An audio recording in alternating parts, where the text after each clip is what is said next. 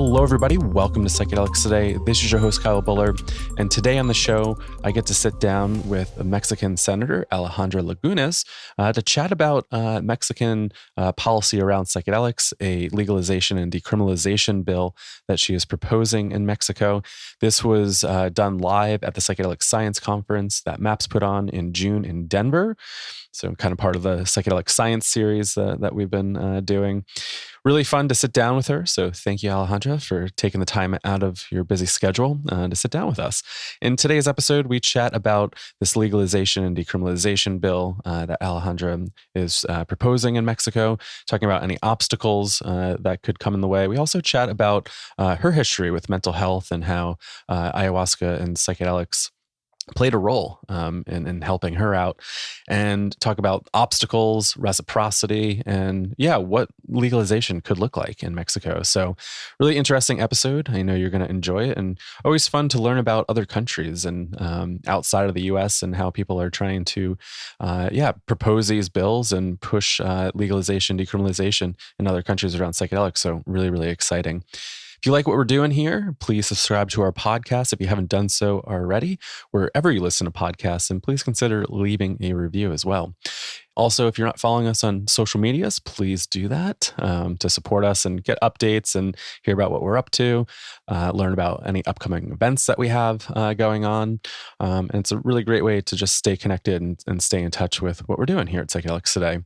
So with that, I'll leave that, and I hope everybody enjoys this episode with Senator Alejandra Lagunes, and we will catch you on the other side.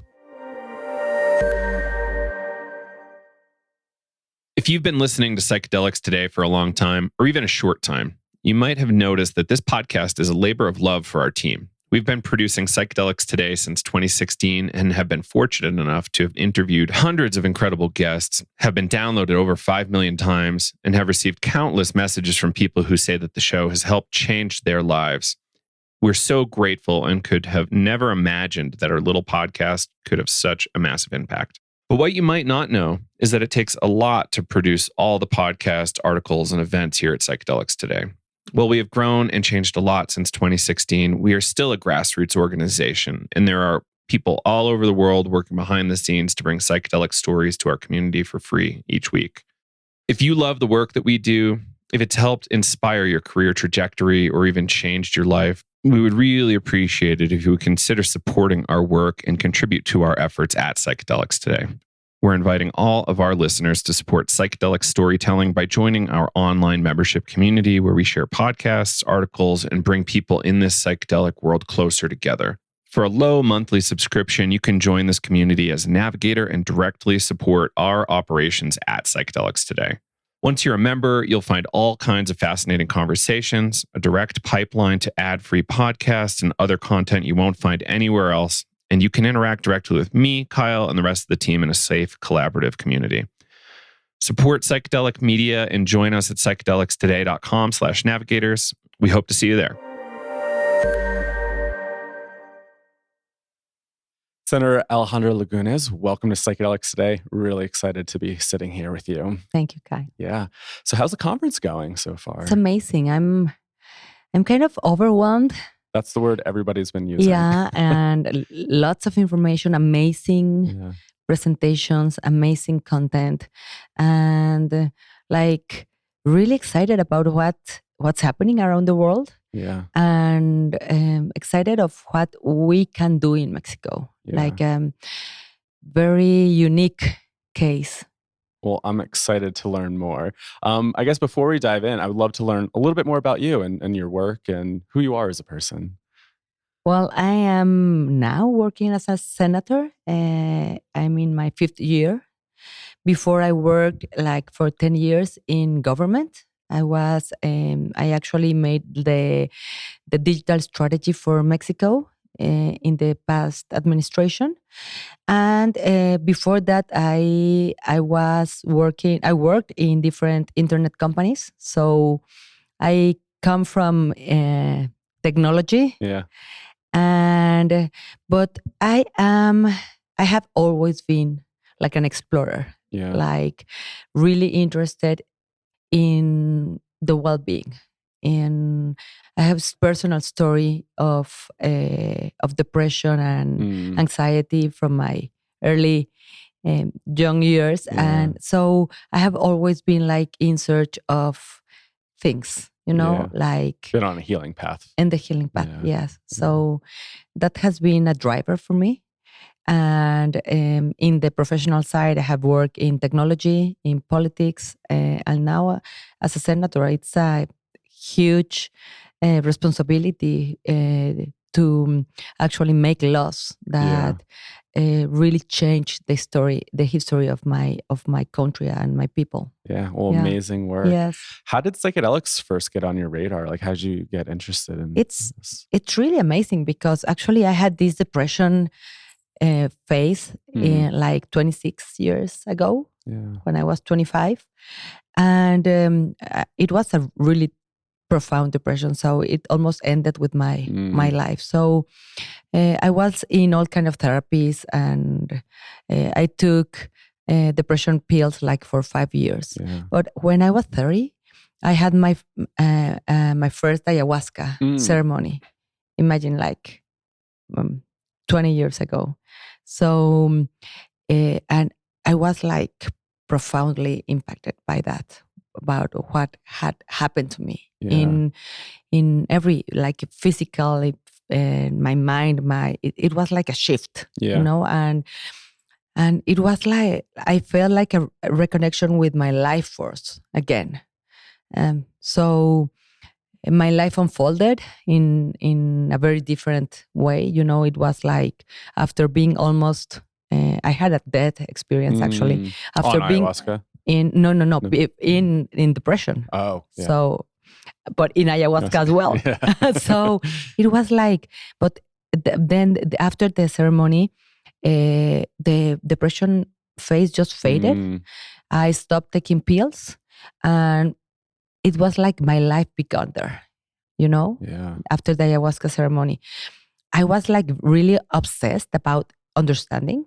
So, but it was very few like research papers and information. So I became really fan of Anne and Alexander Shulgin's Pickle and Tickle books. Yes.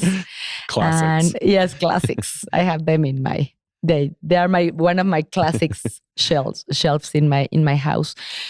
But then, well, I became a politician and got married, have 2 kids.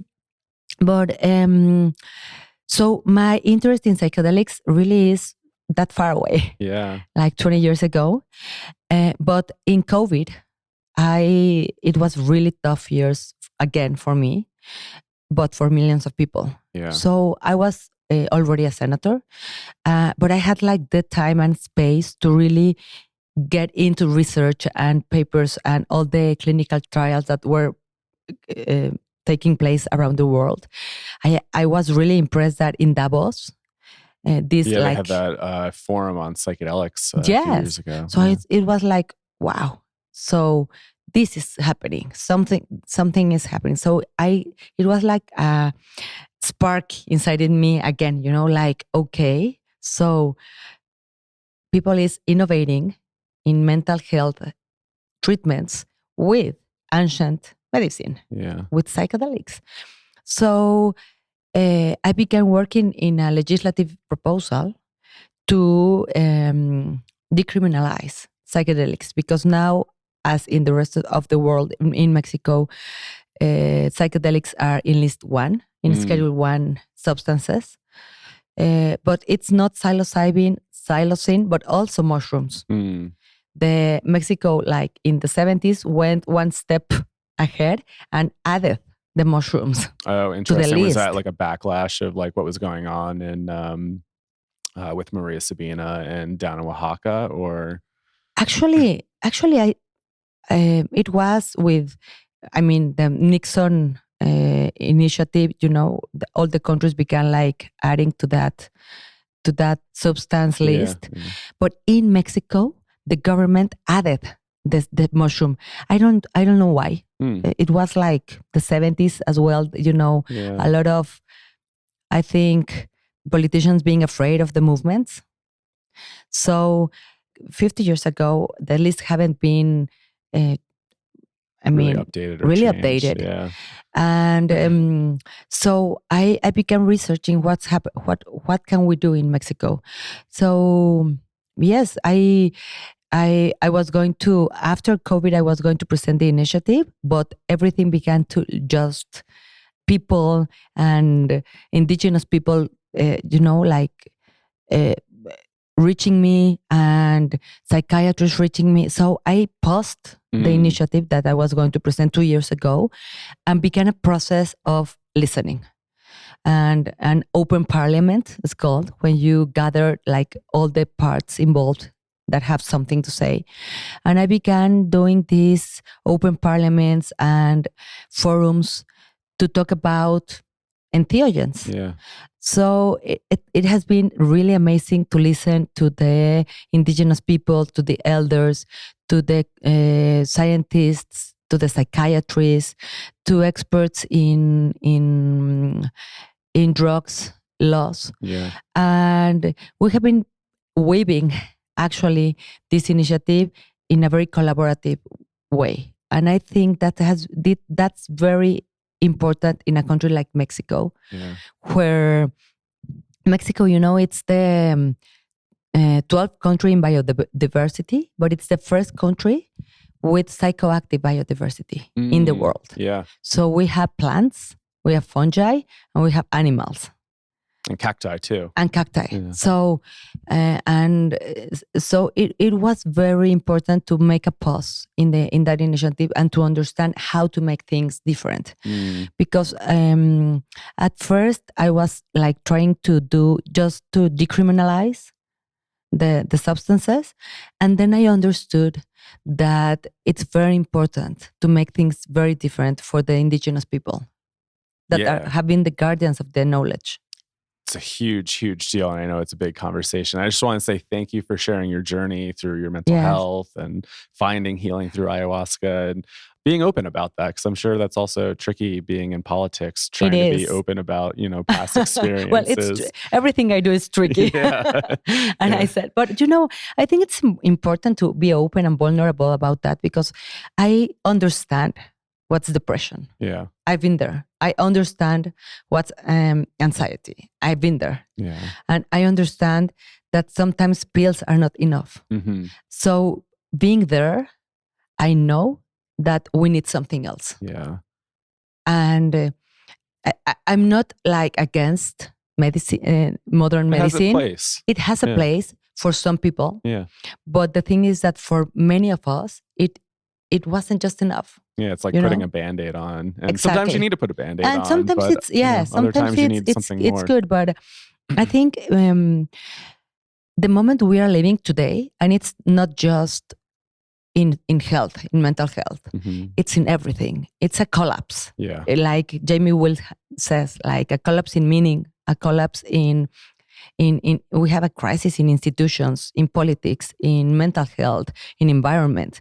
And we have to go deeper. Why is that happening? Probably this crisis in mental health has to do with everything else, with the crisis in meaning. Yeah. Yeah. So it's a big deal. And I think COVID really amplified that for a lot of folks. Exactly. We saw kind of like where things were broken. And it's interesting how we kind of want to go back to a sense of normalcy, and it's like this opportunity to try to move on and maybe create something new. And it's wild that COVID happened, and now we're at the largest psychedelic conference in history, it seems like, and there is something. It seems like something is changing, which is really exciting, because we need change. We need change, and I like to think that the revolution, actually the word means to go back to the beginning, to the point of beginning.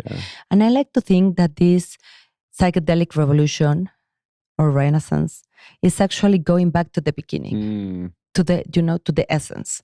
And that space has to do, you have to talk about environment, you have to talk about the planet, you have to talk about ancestors and the relationship with the planet and with the community. Yeah. You have to talk about, going back. The revolution is going back to that space, outside and inside. It's like going back to the origin. So it's like Terence McKenna's term, the archaic revival, in a exactly. sense. Like we need to kind of go back a little bit. We need to go back. Yeah. So for me, these 2 years have been really. I'm very humble to listen and to learn and to understand. I also always said it's not me, it's through me. Right. So things are happening through me. Yeah. So now I'm a senator and I assume the responsibility to talk like from the heart. Yeah. But I'm the voice of my ancestors, of the indigenous people. I'm the voice of millions of people who are suffering of depression and anxiety and addictions and substance abuse. And so I'm in a very special place to do things in a great scale, in a big scale. So this initiative has been woven for a lot of people, but I have the certainty that it's going to happen because it's the moment. Yeah. It's exciting. Well, thank you for showing up and doing the work. I can imagine having such a large responsibility is also heavy at times and maybe scary and unknown. Could you talk a little bit more about this initiative and what are the details of this bill that you're trying to get through? So in Mexico, we have in the Schedule 1 of drugs, all the psychedelics, actually, the entheogens. So we have the psilocin, psilocybin, and mushrooms with psilocybin. So as well as other psychedelics. But what we are working now in this initiative is like step 1. That's huge step. Yeah. On decriminalizing the psilocybin, psilocin, and psilocybe mushrooms. The second step is reclassifying them because we don't just want to decriminalize. Yeah. We need a regulatory framework. Yeah. So you're really kind of pushing towards legalization, hopefully, but starting with decrim. Decrim, yes, but legalization as well. Yeah. So the synthetic molecules, the psilocybin and psilocin, we are moving them from list 1 to list 3. And what is list 3 in Mexico? List 3 in Mexico, I think it's very similar than in the US. So it's going to be just with prescription. Okay. And for doctors, like psychiatrists and doctors can prescribe. So kind of like where ketamine sits here. It's a Schedule 3. And, exactly. But mushrooms, they don't fit there. I mean, if you want to go with your psychiatrist and he determines you need to take psilocin or psilocybin, it's good. But for the natural entheogens, the natural substances, just there's no space in our actual law. So we are creating a new chapter inside in the health law, but it's a new chapter for entheogens. So it's a chapter 6, entheogens, and we are moving psilocybe mushrooms there. Amazing. So why is that amazing and really a breakthrough? It's because we are making the legal framework for indigenous people work, so they can receive benefits, the reciprocity, as well as other therapists. What does reciprocity look like, or what are the benefits? Economic benefits, yes. So why we are moving now psilocin, and mushrooms? Because the Wirraricas, which are the indigenous people that are guardians of the peyote, have asked us not to move now the peyote from list 1. So peyote it's really endangered. Yeah, that makes sense for a conservation. For a conservation. Yeah. So it's going to stay in list 1 now, until they decide other. It's their decision. Do they have any perspectives on cultivation? Are they against it? Because I know some folks are, like some tribes are like, no, do not cultivate peyote. It needs to be harvest wild. And yes, they are. It's their way, right, And again, I just love Jamie Wilbard. He said in his presentation, just leave them. Yeah, it's their medicine. Yeah. So we are just being really respectful about what they want. And they believe that peyote has to be grown in a natural way. So we are leaving peyote for now out, but we are opening the door with the entheogens. So it's a new chapter for entheogens, and now we are moving the psilocybin mushrooms to that list. So that makes all the legal framework for the reciprocity model with the indigenous Mazatecs. Yeah. For that are the guardians of the mushroom. But the interesting thing on this is that now they are open and they want to share knowledge. So the knowledge of the mushroom ceremonies have been really guarded. They are like secret. Now they want to create schools, like they want to share their knowledge. They want to they want to share their ceremonies in like intercultural clinics, and to begin working not just in their spaces and with indigenous people, but with non-indigenous people. So they are moving. And I was really excited to listen to Mazatec people here to talk about the importance of the heritage, the importance of being proud of. So they want to really be open about what they know and to share it to the world. So that's part 3. So decriminalizing, rescheduling the synthetic from 1 to 3, the mushroom from 1 to a new chapter. The 4th element is that we want to protect the knowledge. So it is a law in Mexico of heritage protection. Actually, it's new to protect all the ancestral wisdom of all our indigenous communities. So in there, we are going to protect the knowledge of the medicines. And how are you going about protecting that? So it's going to be protected by law, and the genetics are going to be protected also by law. So in terms of patents, we're going to protect them. Oh, awesome. So non-pharmaceutical, it's going to patent the knowledge and the genetics of the mushrooms that are just in Mexico. And the 5th element in the initiative is the bioconservation. So we are going to make modifications in the environmental law so we can conservate the land. So that's very important for for the peyote area, for the mushrooms area. We need to protect that space. So that has been. I'm glad you guys are baking that in there, because that's so important. And I haven't heard too much here in the United States of trying to protect certain things. They have to be natural protected areas.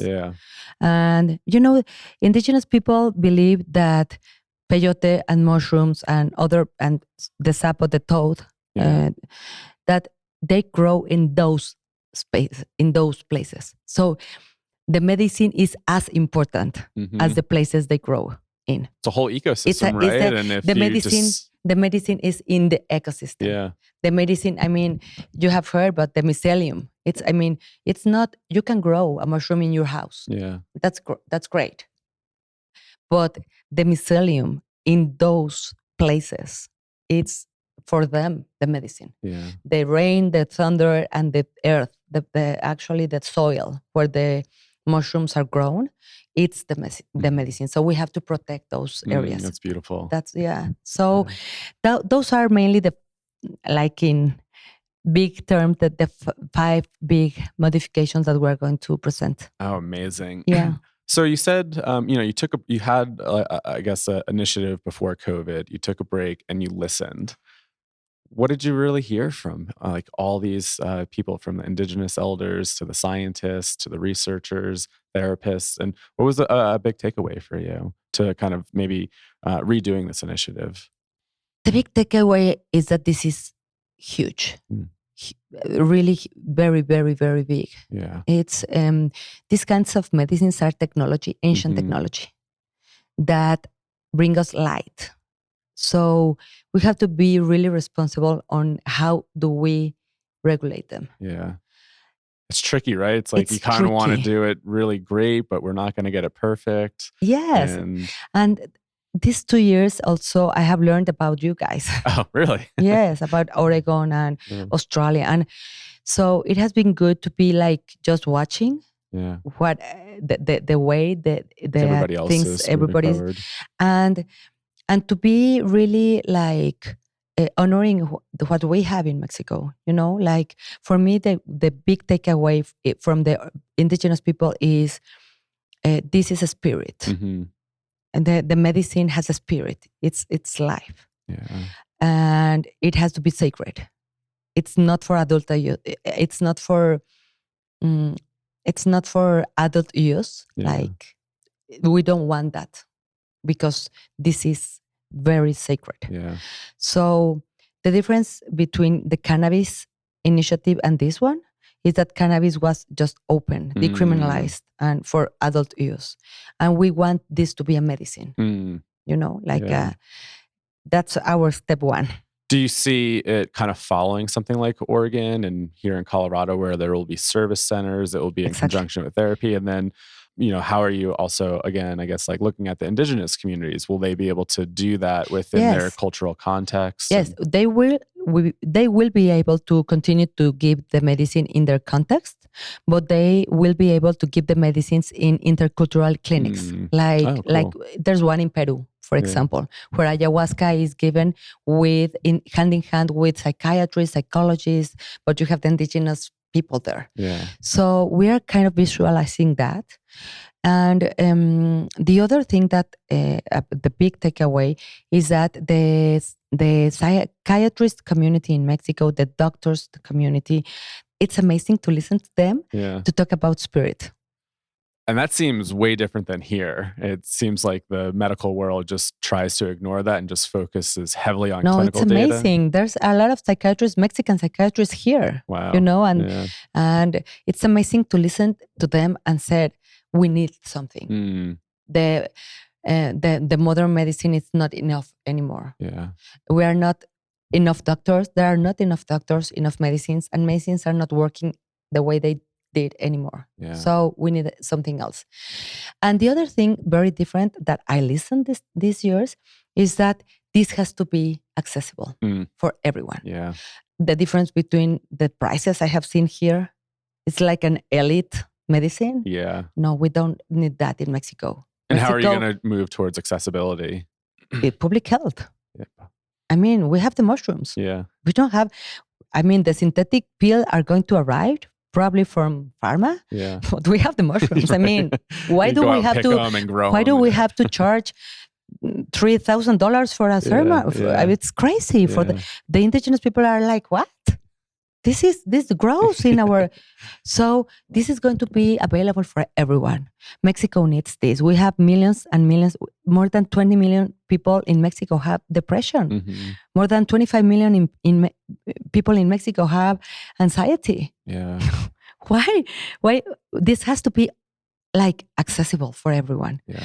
And that's a big game changer. Yeah. In Mexico, in public health. Do you think the citizens of Mexico will be open to this? Like, how's the public perception around psychedelics? That's one of the big challenges, the stigma. Yeah. But these 2 years as well, I have been working a lot and thank you for the opportunity of talking. Oh, thank you. In this space, because I think we have to change that. There's a taboo with drugs and stigma with drugs, but things are happening already. I think governments and politicians always arrive late in everything.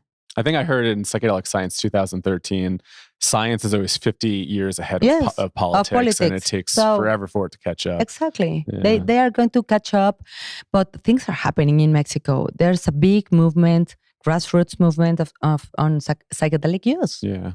So it's happening, but we have to be really responsible on how it's happening, because if not, what I think concerns me the most now, it's safety. Yeah. Because psychedelics are now in the street, but we don't know the quality of the substances. Yeah. So this is why we need regulatory frameworks to actually really know what we are taking. So I'm really working on that, on communicating, educating, informating, really putting information out so that people knows that these are not drugs. They can't be in list 1, schedule 1, because they are very far from doing harm and toxicity and addiction. They work for addictions. So but communication is and education is a very important thing that I'm doing, actually with senators. Oh, amazing. 1 year ago, when I was going to present the first one, during the first open parliament, they were like, a lot of senators were like, what's psilocybin? What are you talking about? And now a lot of senators are going to be in the bill. Yeah. Do you see any challenges moving forward with this bill? Or are people open to it in politics? Or is it like, do you see a lot of roadblocks ahead? A big challenge that I see is the drug relationship we have with the United States now with the fentanyl. Right.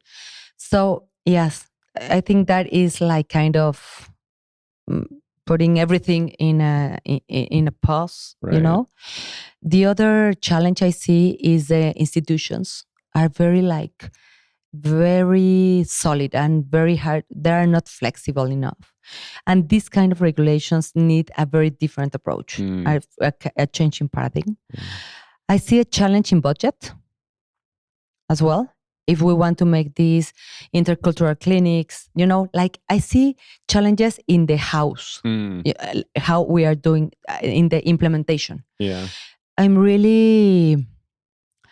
I'm sure the bill will pass. Yeah. But it's like a federal law. Right. But the implementation is where cannabis is paralyzed now in Mexico, in the implementation. So I want to work really, I have been in meetings with Oregon guys that have done like the implementation, like to really understand how can we like leapfrog, and probably start at the local level, like here. Yeah.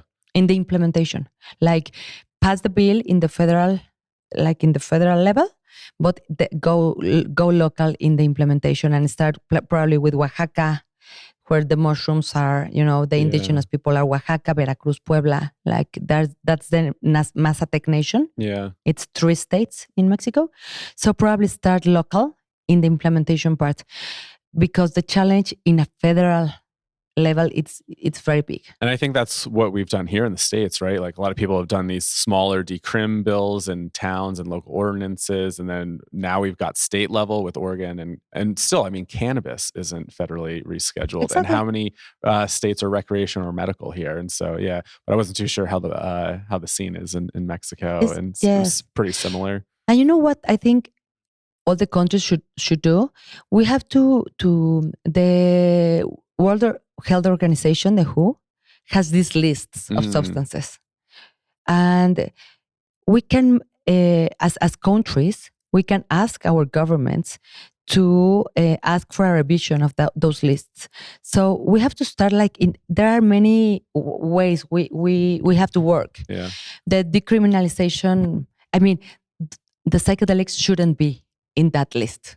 Definitely and they are in an international list. Yeah.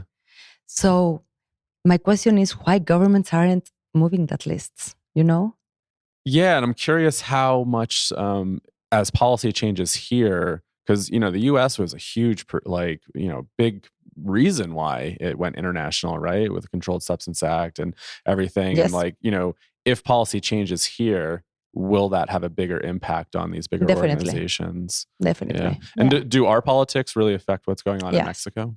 Yes, they do. Yes, they do. So what happens in the States has an impact in Mexico. Yeah. But Mexico has their own uniqueness. Yeah. So decriminalizing at the federal level in the States would be amazing, would be huge for Mexico. Yeah. I don't know if that's going to be, yes, I don't know if that's going to happen soon. Yeah. But Biden... But when psilocybin and MDMA get FDA approval, that will change. That will change. Right? Yeah. That will change. So yes, and we are in an exponential time. Yeah, So it seems I like that. I don't think this is going to be like 10 years from now. Yeah. I think it's going to be a few years. Yeah. I think. Yeah. And I was explaining when I started getting involved in this was over a decade ago. And I thought, oh, this is probably 50 years out. And just seeing the 10 exponential years. growth within the past 5 years, mind boggling. Yes. And as you said, COVID was like this huge Yeah. like amplifier of something. And I think COVID is accelerating things in mental health Yeah. innovation. Yeah. How's mental health treatment in Mexico? Because I know in the States, like I feel like before COVID, still there's a little bit of stigma. Still, I'm trained as a therapist, and people are obviously opening up more about their mental health. But it seemed like since the pandemic, more and more people started reaching out to therapists. I mean, I know my colleagues were just on wait lists for months and months and months, and The people same. couldn't find. No, the same in So, Mexico. okay. The same. Yeah. They aren't enough doctors in Mexico. That's for sure. And so that's why people are looking for something else. Yeah. Yes, the Mexican situation in mental health is terrible. It's really a crisis. Yeah. Actually, it's a crisis. So we need these new innovations and We tools. need it. We need this. We need this. And everybody knows this because everybody in Mexico knows someone very near that has addiction, substance abuse, depression, anxiety, panic attacks. I mean, even kids. Yeah. We are seeing at schools kids with mental health issues that are new. Yeah. So yes, it's a crisis, and everybody knows that we have to do something. It's a conversation. Yeah. Actually, it is a conversation happening all over the place, at the Senate, at the government, in the society. So, but we have to do it right. Yeah. Agreed. Yeah. Yeah, it's a huge thing. And, bringing up kids, I worked with at-risk teenagers about a decade ago, and just seeing how the technology and kind of like just the environment that we're growing up in, how much impact it's having on children and young adults. And I can't imagine that, it was a decade ago, and it's like what it's probably like now for teenagers. Like, just being on the phones all the time and their social lives. Yeah. And I have two kids. I have one 17-year-old and one 13-year-old. But I'm actually really active in teenagers. Oh, awesome. Yes, the level of stress they are living. It's like, it's overwhelming for them, everything. Yeah. And I think they are really sensitive beings. They are, yeah. Different from me. Yeah. From my generation. So, and the addiction to technology, about what's happening in the climate change. Yeah. And, everything, they have lots of information to process. Mm-hmm. So just, it's a difficult time for them. Yeah. Quickly before we wrap, I was also curious just to learn a little bit more about, I guess, like the laws around, say, retreats in Mexico, because I know there's some like retreat centers that operate, psilocybin retreats, or, can the local healers? I've heard that in some, like in Oaxaca, local healers can continue their ceremonies. Like, are there still laws that really prohibit that, or there are laws? There are laws. Yeah. I mean, there's people in jail. Yeah. Even indigenous people. Really? In jail. Wow. Because they travel with their medicines, and there are like loopholes in the law. So they are. So in the Constitution now, indigenous people can use their medicines.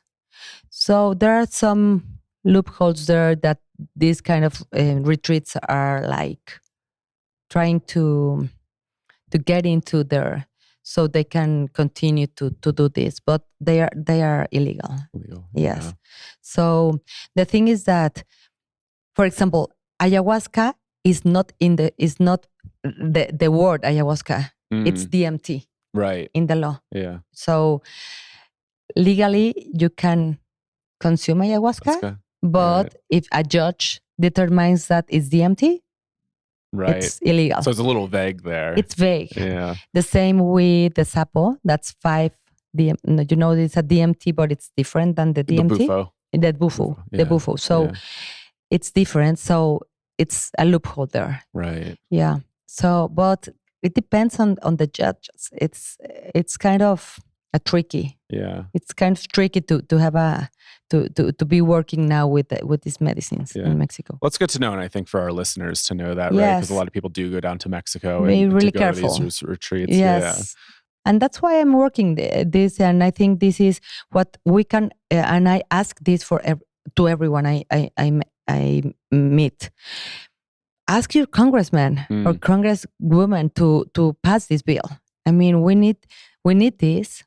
There's enough research, and that this is not a drug. That we need this as an alternative, and let's regulate this, decriminalize, and reschedule. Like, it's a win-win for everyone, for everybody. So we're talking about 1 year. Yeah. Let's do this right. Fingers crossed. Finger crossed. Finger one crossed. Year you can do yes. that. Yeah. Politically, it's an important year because we are going to change president. We are going to be in federal elections next year. So it's a good moment to pressure our.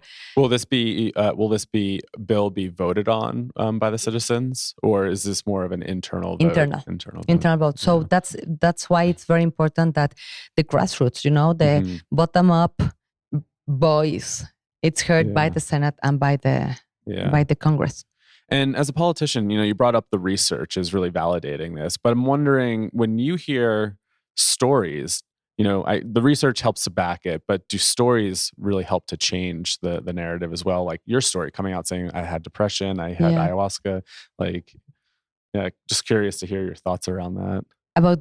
About hearing actual stories of like people's transformation. No, and that's what I have been bringing to the Senate.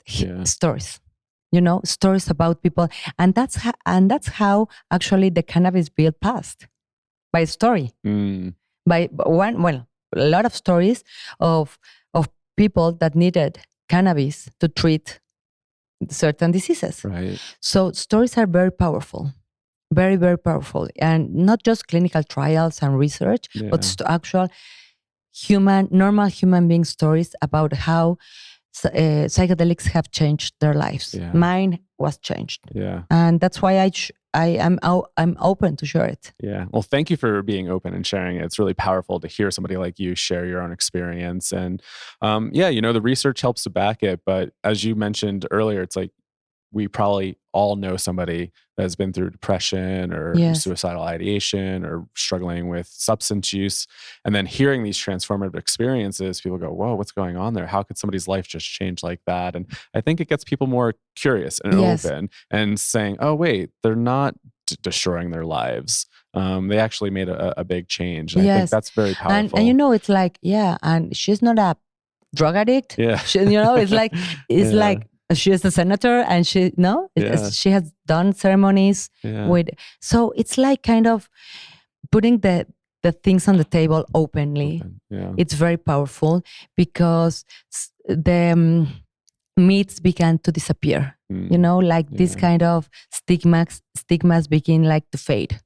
And so stories are very powerful. And in my social media, I'm always sharing and inviting to people to share their stories. Yeah, amazing. As we close out here, I'm wondering what's exciting you the most, either here, what you're learning about, and the whole psychedelic movement. I'm really excited about transformation, overall transformation. Like from the inside to the outside. But it's not just the psychedelic. It's like the indigenous people say always this. It's not just the medicine. It's everything around it. It's the planet. It's the community. It's the connections. So I'm really excited to see a change. Actually, a change in the world, in the society, in meaning. In why are we here for? So it's great. It's great. The medicines are great, the therapies and the innovation, but I think we have to go deeper and not like be in the hype and not being in this, like, oh, I made a ceremony and now I'm a superior being. No, it's not. We have to go back in the revolution, go back to the essence. And I'm worried about I'm worried that we are forgetting people and we are leaving people behind. So I'm really excited about like regrouping community, the environmental thing, and almost like the transformation of the consciousness. Yeah. But not in a mystical or metaphysical sense, like in practice. Yeah. In practice. Yeah. So there are some places that just amaze me. I was in Iceland some weeks ago. Oh, cool. And the way they live in community. Yeah. With themselves, with the nature, with the animals. And it's kind of, I think we have to, psychedelics it's a tool. It's a tool. Yeah. It's one part of the process. It's one part of the equation. But the consciousness, it's awareness, it's the other part. Yeah. I always like to say when I really started my journey, I was really interested in transcending this world, trying to just escape and being that transpersonal, ethereal realm. And now it's like, no, I need to be here. In this body. How do I embody all that I experienced here and bring it here in this moment and realize that there's magic everywhere, and to really just, pay attention. Because we're going to be dealing with like some pretty significant things. This climate change. I was just talking to somebody that's been in Colorado for a very long time, and they're like, the weather here has been nuts recently. The heavy downpours, the hailstorms. Like I think back in May, Colorado received around like 70% of their average rainfall within a weekend, and it's just been raining like crazy. And they're like, is this climate change or is this? I don't know. I guess we're also getting into an El Nino season, so I don't know if that's contributing. But and in artificial intelligence, I mean, we're just about to begin another era. Yeah, so we must be ready for that. Yeah. Inside, like where are we standing? Like a being. Yeah. And we are living here in this body, in this place, in this earth. So we must be responsible of what we do, what we say, what we think. And yes, it's going to be interesting. It will be. Years. Definitely. Well, I want to thank you so much for your time and taking time to carve out the hectic schedule that I imagine it is for everybody here to sit down with us today. Anything that you want to close with? Where can people find you online? How can people get involved in what you're proposing in Mexico? Well, yes.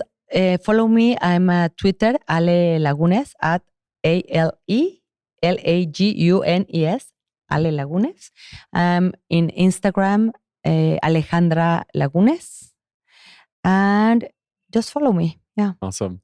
All right, Alejandra. Well, thank you so much. Thank you. And we'll catch you next time. All right. Welcome back, everybody. I hope you enjoyed that episode with Senator Alejandra Lagunes. And hope you learned a thing or two around the politics around psychedelics in Mexico. It's always really exciting to hear about what's happening outside the United States around psychedelics and policy legalization. So I'm excited to see if this bill gets passed. It would be awesome to see a country like Mexico be able to decriminalize and legalize psychedelics. And I just really appreciated some of the her wisdom around the indigenous cultures and use of psychedelics and how that might be integrated into the bill as well. So if you have any questions, comments, anything like that, feel free to send us an email, info@psychedelicstoday.com. And be sure to subscribe to our podcast if you haven't done so already, wherever you listen to podcasts. And please consider leaving a review as well. That helps us out tremendously. And if you aren't following us on social medias, it's a really great way to stay in contact, stay in touch with what we're up to, learn about any upcoming events and offerings. So Psychedelics Today on all the social media platforms. So with that, I hope you're having a beautiful day whenever you're listening to this, and we will catch you on the next episode.